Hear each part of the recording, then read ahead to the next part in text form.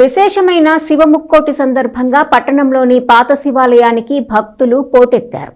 స్వామివారికి విశేష పూజలు నిర్వహించగా ఉత్తర ద్వారం గుండా భక్తులకు దర్శనమిచ్చారు. స్థానిక గంగనంపేటలో పాత శివాలయంగా ప్రసిద్ధి చెందిన శ్రీ పర్వతవర్ధిని సమేత రామేశ్వర స్వామివారి దేవస్థానానికి సోమవారం భక్తులు భారీగా తరలివచ్చారు. సోమవారంకు తోడు భోగి పండుగ, పౌర్ణమి అన్నిటికీ మించి విశేషమైన శివముక్కోటిని పురస్కరించుకుని పెద్ద సంఖ్యలో భక్తులు ఆలయానికి వచ్చారు. ఉదయం నుండి రామేశ్వర స్వామివారికి విశేషంగా అభిషేకాలు నిర్వహించారు. స్వామివారు ఉత్తర ద్వారం గుండా భక్తులకు దర్శనమిచ్చారు.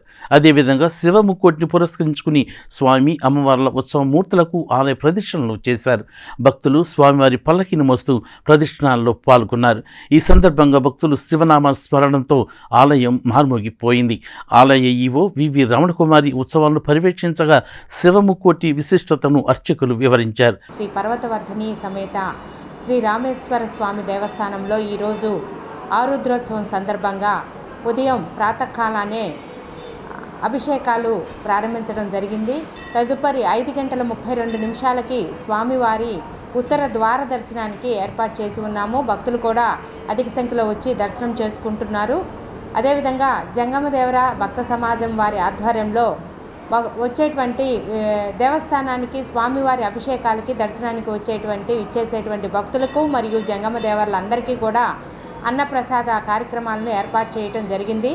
ఈరోజు ఆరుద్రోత్సవంలో భాగంగా స్వామివారికి ఉదయం 9 గంటలకు ద్వాదశ ప్రదక్షిణాలు ఆలయంలో జరపడం జరుగుతుంది. తదుపరి స్వామివారు గ్రామోత్సవానికి వెళ్ళటం జరుగుతుంది. రేపు మకర సంక్రాంతిని పురస్కరించుకొని మన అయ్యప్ప స్వామి ఆలయంలో 6 గంటల నుంచి 6:30 మధ్యలో మకర జ్యోతి కార్యక్రమాన్ని ఏర్పాటు చేయడం జరిగింది. కావున భక్తులందరూ కూడా ఆ కార్యక్రమాన్ని వీక్షించవలసిందిగా తెలియజేస్తున్నాము. ఓం నమ శివాయ.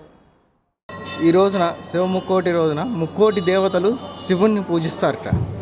అందుకని ఆ ముక్కోటి దేవతలు శివుణ్ణి పూజించడం వలన శివుడు దేవతలకిను ఎవరైతే మళ్ళీ శివుణ్ణి ఆరాధిస్తారో వాళ్ళందరికీ మంచి ఆరోగ్య ఐశ్వర్యాలను ఇస్తాడు. ఇది స్కాంద పురాణంలో చెప్పబడింది.